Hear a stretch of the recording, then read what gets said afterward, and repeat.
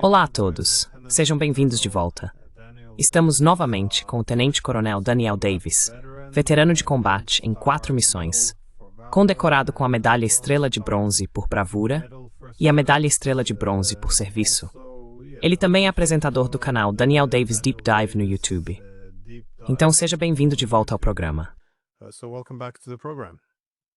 Detestably worry. Obrigado por me receber, Ruth. Eu agradeço. Então eu queria primeiro te perguntar sobre o que está acontecendo na Ucrânia neste momento.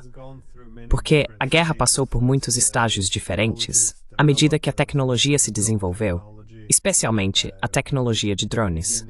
No começo, é claro, a Rússia achava que poderia pressionar a Ucrânia e a OTAN a um acordo de paz, e isso se transformou em uma guerra de desgaste. Já passamos por isso. Parece que em muitos momentos, o exército ucraniano esteve avançando gradualmente em direção ao colapso. Mas o que está acontecendo agora parece um pouco diferente, no sentido de que o exército ucraniano está ficando exausto. Eu só queria saber como você interpreta efetivamente o campo de batalha neste momento.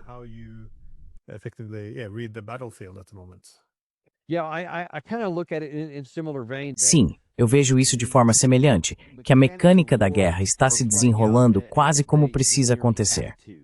Quando há um desequilíbrio tão dramático nos fatores que entram em uma guerra de atrito, como vemos aqui, em que um lado, os russos, têm vantagem no ar, vantagem em defesa aérea, vantagem em armamentos de guerra, capacidade industrial e, acima de tudo, no contingente de pessoal, simplesmente o número de pessoas de onde podem recrutar. E o outro lado, o ucraniano, é deficiente em todas essas categorias.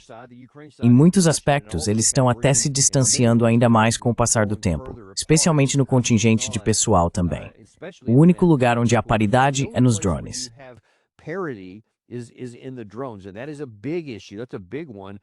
E isso é um grande problema. É algo importante, porque não é decisivo, mas mudou drasticamente a natureza da guerra moderna no nível convencional. Esse avanço em capacidade permitiu ao lado ucraniano, com menos homens, perder mais devagar. Isso não vai mudar o resultado. Não vai mudar a natureza de uma guerra de atrito, porque eles continuam perdendo homens todos os dias. Eles continuam causando baixas ao lado russo todos os dias, mas não tantas por causa da forma como os russos lutam. E simplesmente não há tantos homens ucranianos. E você viu, especialmente nos últimos 4 ou 5 meses, e Julian Hrepke, o jornalista alemão, realmente documentou muito disso, a densidade das forças do lado ucraniano continua diminuindo.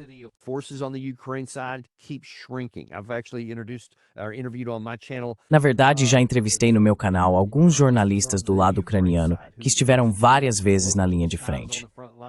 E ele disse que suas próprias observações confirmam isso. Ele viu o número de homens ucranianos encarregados de defender determinado setor, cidade ou vila diminuir cada vez mais. Simplesmente não há tantos deles. E agora você vê que os russos também estão avançando na forma como estão lutando na guerra. Então, sabe, aquelas chamadas ondas de carne que supostamente eles usaram no início, agora nem sequer estão sendo acusados de fazer isso. Eles estão minimizando o número de soldados que realmente chegam ao ponto de contato e estão usando muito mais manobras de flanco de forma muito mais eficaz, porque tem tropas para isso.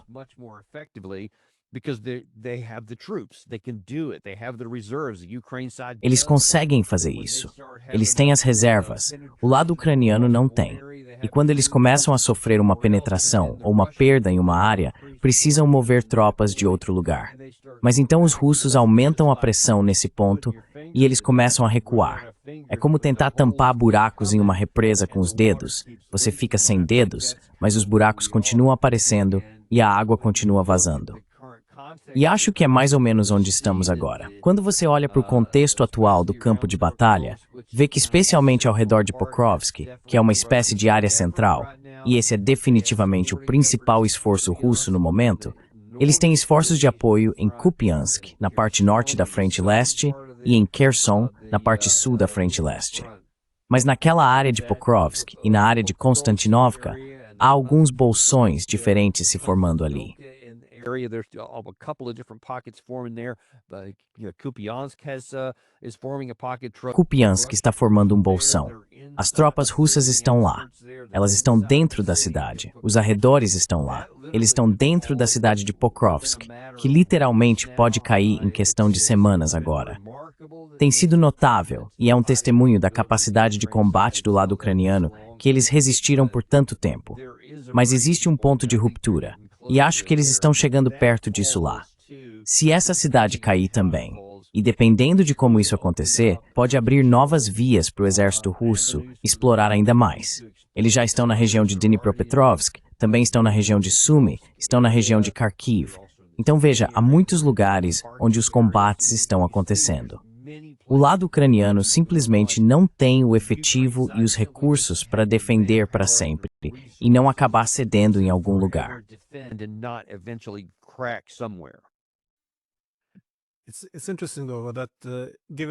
É interessante, porém, que considerando que a Rússia domina no poder aéreo, em efetivo, bem, na maioria das áreas, e que os ucranianos obviamente estão sofrendo muito mais baixas, porque ainda vemos na mídia ocidental que os ucranianos têm taxas de atrito favoráveis, ou seja, que os russos estão perdendo mais homens do que os ucranianos. Porque isso realmente não faz sentido com base em nenhum dos indicadores que estamos observando no campo de batalha.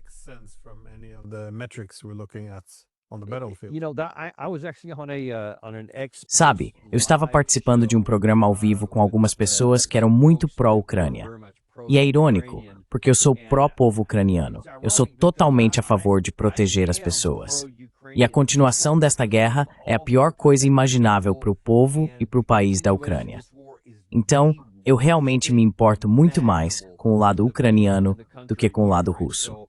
Mas quando você olha para o que está realmente acontecendo e tenta conciliar isso com as declarações e palavras, é só aquilo que queremos que seja verdade. Nesse programa específico do X que eu estava comentando, alguém disse que tinha visto em algum lugar um livro didático, um manual militar, que dizia que a força atacante precisa ter uma vantagem de 3-1 sobre a força defensora, porque a força defensora pode atrair os atacantes e então matar mais deles. É por isso que você precisa de uma vantagem de 3-1. Foi isso que ele leu em um livro, aparentemente. E eu fiquei tipo, ok, isso está em um livro, e isso é uma verdade geral.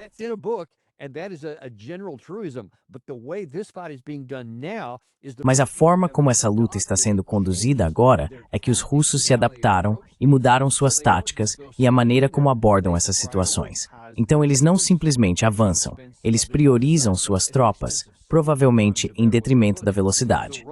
Assim, a Rússia está disposta a levar muito mais tempo para alcançar um objetivo ao priorizar o poder de fogo, drones, mísseis, artilharia, foguetes, ataques aéreos, etc.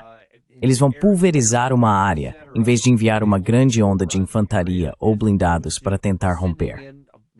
Isso faz com que o avanço seja muito mais lento.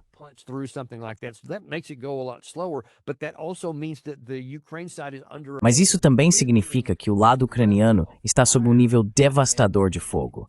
E a ideia de que o lado que está sob intenso bombardeio e em desvantagem vai sofrer menos baixas do que os que estão avançando devagar e com cautela simplesmente não faz sentido. Mas a maioria das pessoas no Ocidente não se importa com a realidade. Elas só se importam com a narrativa. E isso faz com que as pessoas continuem apoiando a guerra, porque ninguém está prestando atenção nisso. Sabe, poucos americanos ou europeus comuns estão fazendo a análise detalhada da qual estou falando aqui.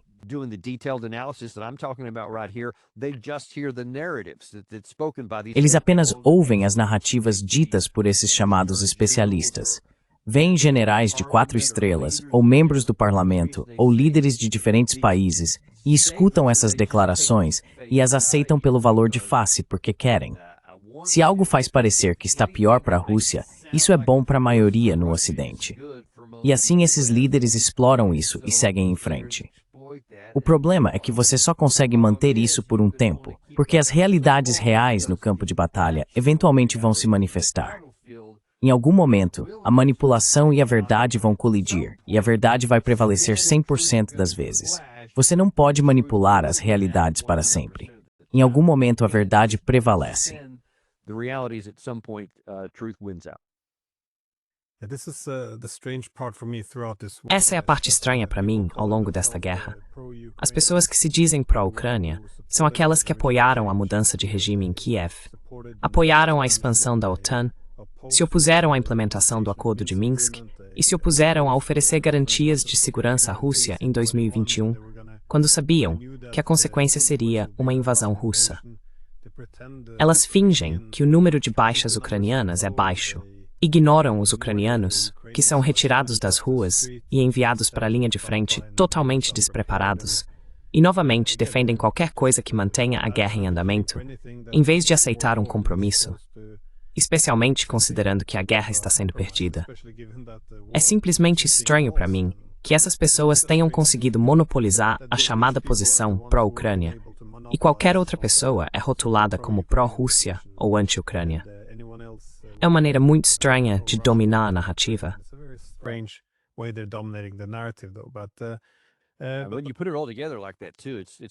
Quando você coloca tudo junto assim, é realmente um impacto poderoso para mostrar. Todas essas coisas que você mencionou são contraproducentes para o povo ucraniano, para o país, para a terra e para as cidades. E me intriga porque isso continua por tanto tempo. Já estamos falando de 3 anos e meio, e ainda tem muita gente que não entende. Isso é realmente triste para mim. Bem, Trump agora está, como ele mesmo diz, irritado com Putin. Ele diz que Putin enchendo ele de conversa fiada e que os prazos mudaram de novo. Agora faltam 10 dias. Não tenho certeza de quantos dias restam, mas...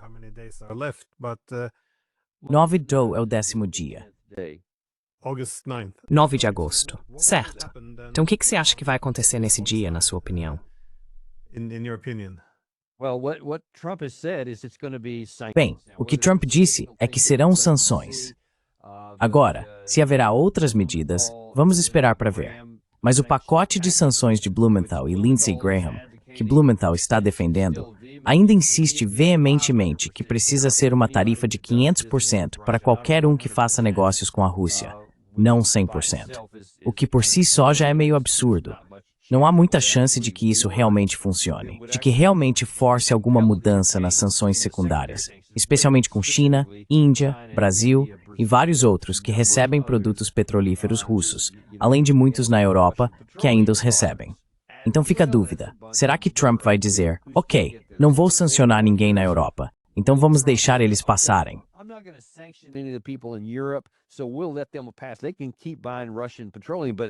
Eles podem continuar comprando petróleo russo, mas, sabe, os indianos, sim, vamos sancioná-los.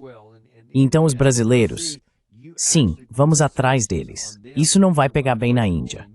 Se você realmente impor sanções a eles porque estão comprando petróleo russo e não fizer o mesmo com os europeus que também estão comprando petróleo russo, dá para ver que isso vai causar uma reação severa e pode levar a Índia a dizer, vamos sair da sua órbita e nos aproximar mais da órbita russa, dos BRICS ou da China. Existem muitos motivos pelos quais eles também podem não querer fazer isso.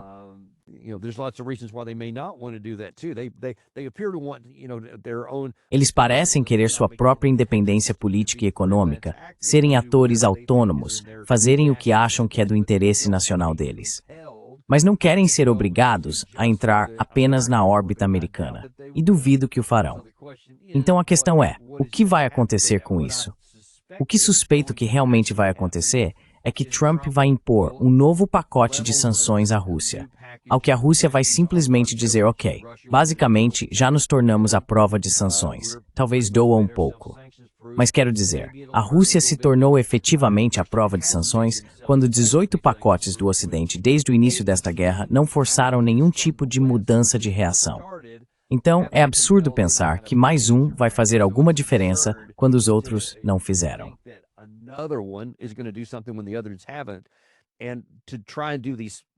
E tentar impor essas sanções recíprocas, ou sanções secundárias, como eu as chamo, a esses outros países para coagi-los a tomar ações antitéticas aos seus próprios interesses nacionais que nos beneficiariam. Isso simplesmente não vai acontecer. É muito irrealista e pode nos prejudicar ainda mais. Quero dizer, acho que dá para argumentar fortemente que as 18 rodadas de sanções prejudicaram mais a Europa Ocidental do que a Rússia. E tentar isso só agravaria a situação. Então o que eu suspeito é que basicamente isso vai servir como a última chance que Trump tem de alcançar algum tipo de resultado diplomático com isso, porque ele terá jogado suas últimas cartas. E eu nem consigo imaginar que ele jogaria essas cartas.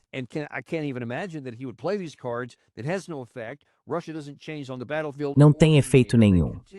A Rússia não muda no campo de batalha nem no ar. Eles continuam com esses ataques de drones e mísseis, agora quase diários, que continuam atingindo a Ucrânia. Tudo isso que acabei de descrever no campo de batalha, nada disso vai mudar. E então, o que Trump vai fazer? Ele não tem mais cartas para jogar. Então agora ele se deixou como, bem, a guerra simplesmente vai continuar. Newt Gingrich, ontem na Fox News, especulou que Trump pode então também aumentar dramaticamente, nas palavras dele, a quantidade de munição e armas que fornecemos à Ucrânia.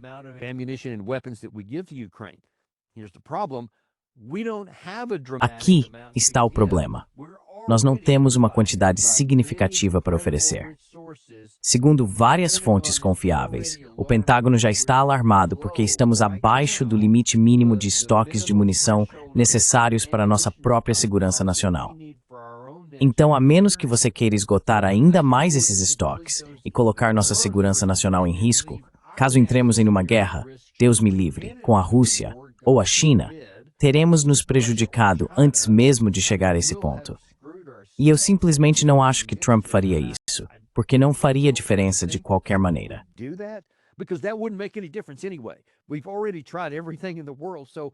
Já tentamos de tudo no mundo, então não vai fazer diferença. Newt Gingrich está errado, até mesmo nesse ponto aí. Então, no fim das contas, acho que a resposta geral para sua pergunta é que a guerra vai simplesmente continuar, e a Rússia vai continuar destruindo a Ucrânia metodicamente e matando seus soldados, até que em algum momento a linha simplesmente quebre. E acho que pode haver um colapso dramático da linha em algum lugar. Acho que isso pode acontecer a qualquer momento. Também pode se arrastar por muitos meses, talvez até o fim do ano, não sei. Existem muitas variáveis que não posso prever e às quais não tenho acesso, mas é tudo ruim para a Ucrânia.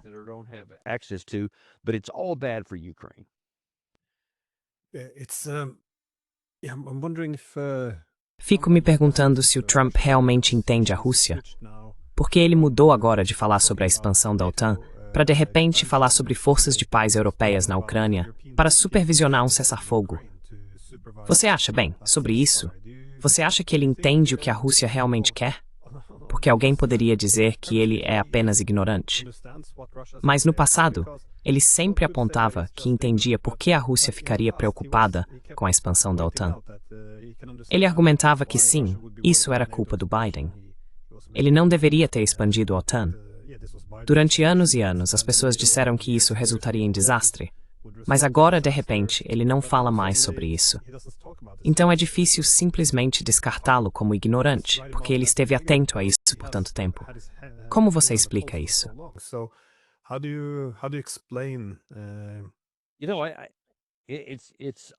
Sabe, isso não está claro para mim. Acho que provavelmente será amplamente irrelevante. Não haverá paz a ser mantida. Quero dizer, as únicas condições que permitiriam um fim diplomático para esta guerra, em que a guerra poderia literalmente acabar da noite para o dia, seriam se o lado ucraniano capitulasse a todos os requisitos políticos da Rússia, que são draconianos. Não há dúvida quanto a isso. É praticamente impossível para a Ucrânia fazer isso, embora devesse.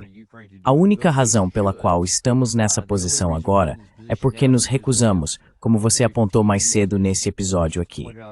Tivemos muitas saídas diplomáticas ao longo dos anos, tanto antes da guerra começar, para evitá-la, quanto durante ela.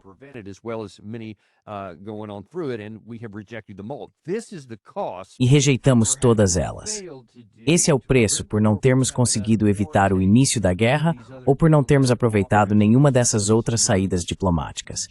A mais recente foi em junho de 2024, e agora estamos na situação atual.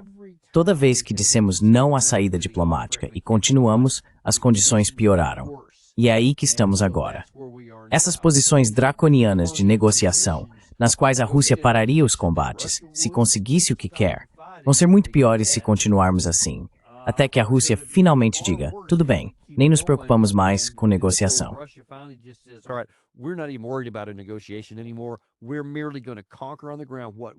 Nós simplesmente vamos conquistar no terreno o que achamos que precisamos para garantir nossa segurança contra todo o mundo ocidental. E seja lá como eles decidam definir isso, é o que vai restar. E então não haverá mais termos.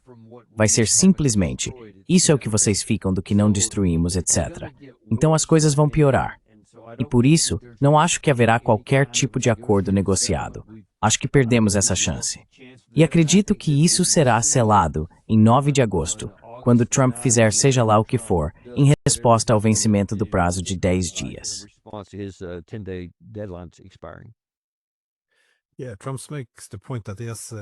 Sim, Trump argumenta que tem boas conversas com Putin, mas então chega a noite e os mísseis voam. Mas eu consigo entender a posição em Moscou.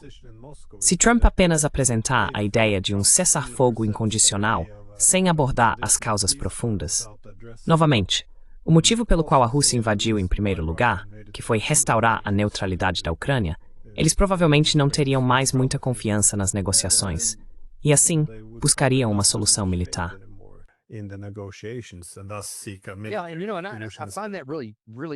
Sim, e sabe, acho isso realmente estranho da parte do presidente Trump falar assim, porque ele continua dizendo, sabe, 4 ou 5 vezes, achamos que tínhamos um acordo, e o Putin fala comigo de forma amigável de manhã e depois há mísseis voando à noite. E quando você olha o resumo do que ambos os lados disseram sobre essas ligações, a mais recente, acho que foi em 3 de julho, se não me engano, os russos sempre foram educados.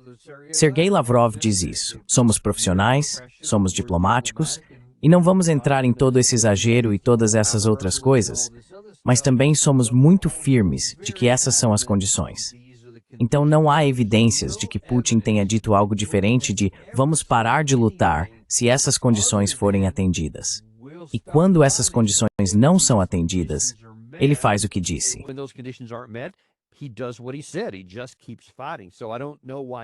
Ele simplesmente continua lutando. Então, não sei por que alguém pensaria que havia um acordo, a menos que Trump, ao telefone, tenha concordado com os termos estabelecidos pela Rússia e depois não tenha cumprido. Isso é a única coisa que faria sentido, o que seria estranho de outra forma. Mas, na minha opinião, não há possibilidade de Putin ter dado a Trump qualquer indicação de que iria lhe conceder algo que ele queria, sem antes abordar as causas fundamentais que você mencionou. Então, não sei por que Trump continua se surpreendendo quando sua exigência de um cessar-fogo incondicional de 30 dias, que só beneficiaria o lado mais fraco, não é aceita pelo lado mais forte. Quero dizer, isso é irracional. E, no entanto, é isso que temos. Então é difícil entender tudo isso.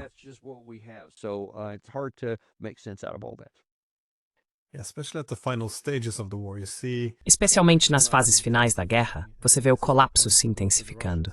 E é nesse momento que se deve ir até os russos e pedir que capitulem. Basicamente, se eles encerrarem o conflito ou abandonarem seu principal objetivo de impedir a expansão da OTAN, e então aceitarem novos pacificadores europeus, como vamos chamá-los, na Ucrânia, isso seria um passo em direção à OTAN. É um momento estranho para pedir que a Rússia capitule após 3 anos de guerra. Mas como a Rússia está reagindo a isso? O mais recente é que em um dia, porque eles receberam diferentes prazos, a guerra ia acabar em 24 horas. Depois acabamos com 100 dias. Depois eram 10 a 12 dias. Então, como eles estão interpretando isso?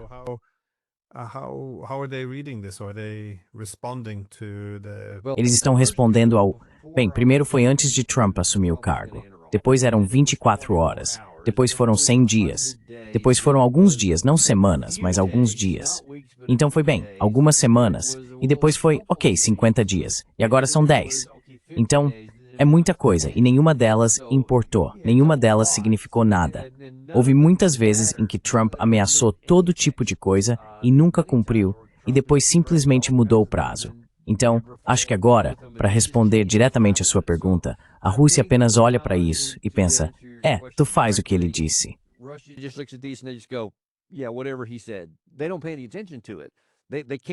Eles não dão atenção a isso. Eles não podem depositar fé ou confiança em nada do que Trump diz. E não importa qual prazo Trump estabeleça, dias, meses, semanas ou qualquer outra coisa, se as condições que os russos, a partir de uma posição de superioridade, estabeleceram, não forem atendidas, não vai importar o que o outro lado diga. Eles vão continuar fazendo o que pretendem fazer. Eles têm um plano metódico em andamento. Eles têm os recursos para executá-lo. Eles têm tempo para realizá-lo, porque não possuem objetivos próprios de curto prazo, em termos de tempo.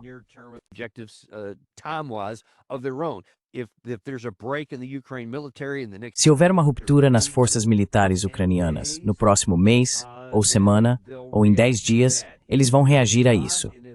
Se não houver, e se o lado ucraniano continuar essa luta notável, mas no fim das contas suicida e continuar apenas perdendo lentamente, a Rússia pode fazer o mesmo.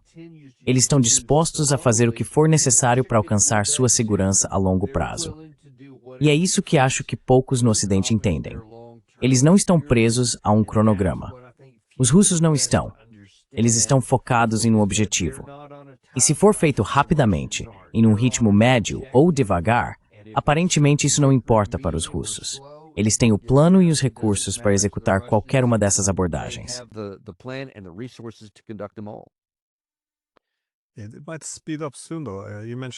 Pode acelerar em breve, no entanto. Você mencionou anteriormente essas cidades, Pokrovsk, Konstantinivka, Chasiv Yar e Kupiansk. Mas todas essas são cidades maiores que parecem estar prestes a cair. Bem, Konstantinivka provavelmente vai cair depois das outras. Mas essas cidades não são apenas grandes centros onde se pode reunir uma força crítica para avançar. Elas também são polos logísticos bastante importantes. E depois disso, por mais suíças que arrastem umas linhas de frente, ou bem não linhas de frente massivas fortificadas, e nem antes de... Existem sim.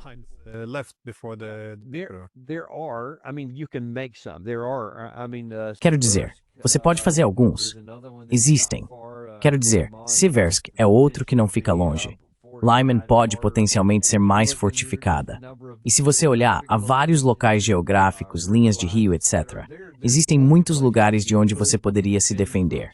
Então eles podem fazer isso, se tiverem os recursos para construir essas defesas e o pessoal para ocupá-las. Um dos problemas identificados, acho que pode ter sido Julian Hrepke, apenas alguns dias. Foi que algumas dessas fortificações, onde realmente foram construídas, não tinham pessoal superá-las.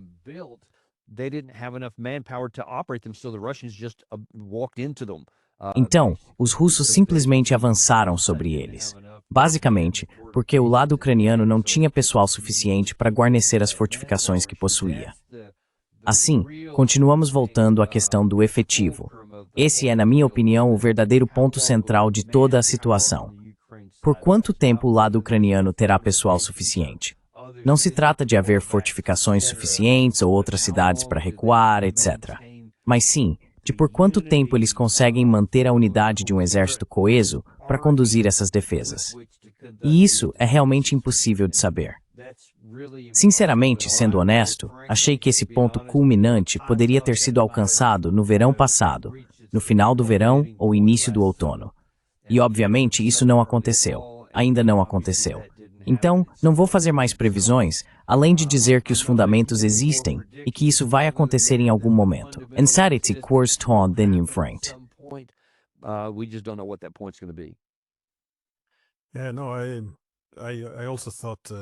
Eu também achei que a Ucrânia já teria se esgotado há muito tempo, mas eles são lutadores persistentes.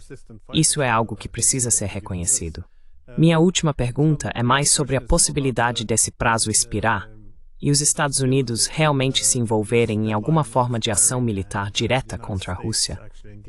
Pergunto por que Lindsey Graham tem feito essas declarações, bastante irresponsáveis, diga-se de passagem, mas ele parece estar pressionando por uma escalada. Ele disse que se Putin quiser saber o que acontece depois do 10º dia, ou sabe quando ainda eram 50 dias, ele deveria olhar para os ayatollahs.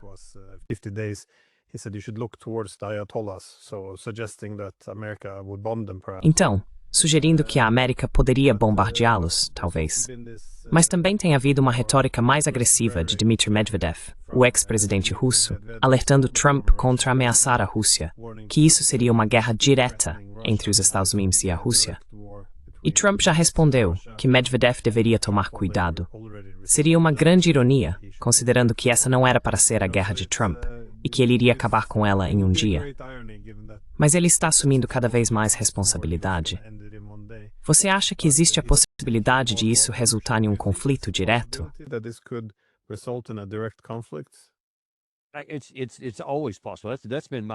Isso é sempre possível. Essa tem sido minha principal preocupação desde o primeiro dia desta guerra. Esse é um dos principais motivos pelos quais precisávamos, por nosso próprio interesse nacional, tirar isso da mesa. Eliminar essa possibilidade. A cada dia que a guerra continua, esse risco permanece. E quanto mais tempo ela durar, francamente, maior é o risco de que alguém tome uma decisão errada, calcule mal, interprete algo de forma equivocada, ou ache que pode ultrapassar um pouco essa linha vermelha, sem perceber que o outro lado já disse, não, essa é inegociável. Se você cruzar, então eu vou. E você não sabe onde isso vai parar. O cúmulo do absurdo seria para os Estados Unidos.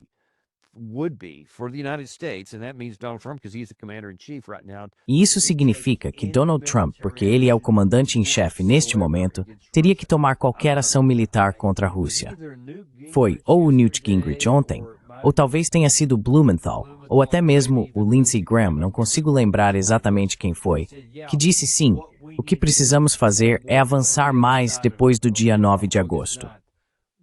Precisamos ser mais agressivos com armamentos de longo alcance que possam atingir de forma mais eficaz para atacar mais profundamente dentro da Rússia, permitindo que o lado ucraniano faça isso com capacidade americana ou algo assim.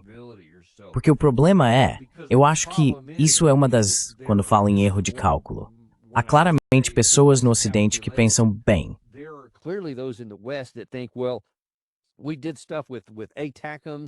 Fizemos coisas com os ATACMS, com o Storm Shadow, com alguns desses outros mísseis de longo alcance, e isso não gerou uma guerra. A Rússia não atacou a Alemanha com mísseis Taurus, ou quando eles usaram mísseis Taurus, ou qualquer coisa desse tipo. Então, eles nunca vão fazer isso. Portanto, podemos ser um pouco mais agressivos ao agir. O que não sabemos é até onde vai a paciência russa, onde está esse limite. E há muitas pessoas dentro da Rússia, posso garantir, que estão irritadas com o Putin por não ter respondido antes. E não sabemos o que poderia finalmente levar Putin a dizer, chega! O famoso a gota d'água, por assim dizer, pode finalmente ser alcançado.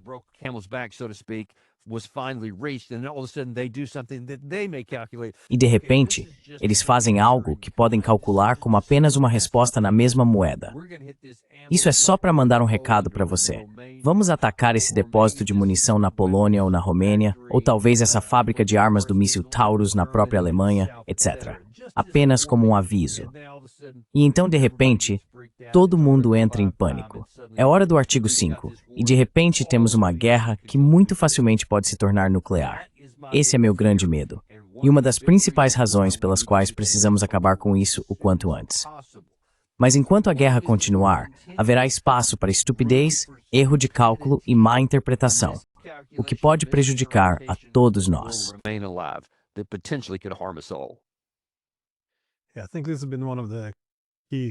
Acho que esse tem sido um dos principais desafios nesta guerra. As regras da guerra por procuração mudaram muito. Nos últimos 3 anos, temos trabalhado para definir essas regras.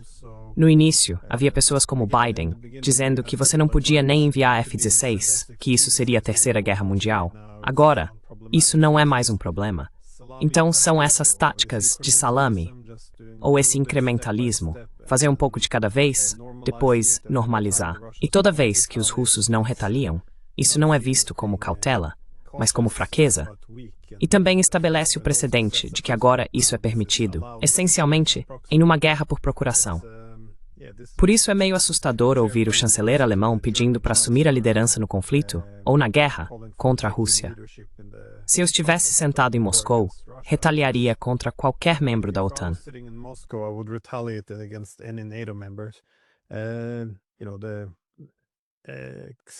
Os alemães excessivamente agressivos, que não possuem armas nucleares, provavelmente seriam meu alvo ideal para restaurar um pouco de dissuasão e dar um exemplo. No entanto, temo que nesses estágios finais, se a Ucrânia caminhar para o colapso agora, você acha que o Ocidente poderia fazer alguma estupidez? Quero dizer, sim, eu acho.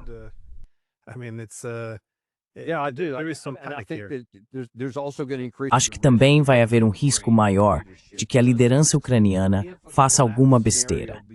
Se um cenário de colapso começar a se desenrolar e eles perceberem que, sabe, batalhões inteiros ou frentes começam a se desintegrar ou abandonar a luta, e os russos começarem literalmente a passar por uma brecha aberta, porque a Rússia tem tropas de exploração, pelo que consegui apurar, posicionadas em vários pontos não lutando, apenas posicionadas para esse tipo de situação. Se houver uma ruptura, eles podem de repente colocar muita gente nessa área desprotegida.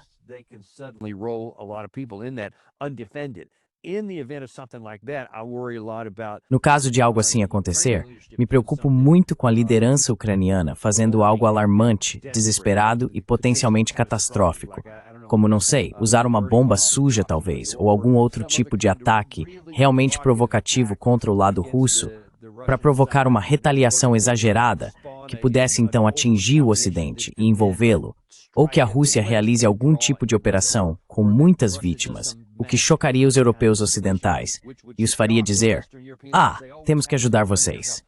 Me preocupo com esse tipo de desespero, fazer algo que cruze intencionalmente uma linha para tentar provocar uma resposta russa, que então seria vista como um casus belli para iniciar uma guerra.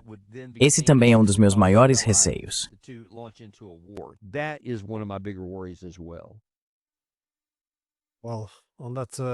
Bem, com essa observação assustadora sobre os estágios finais desta guerra, muito obrigado.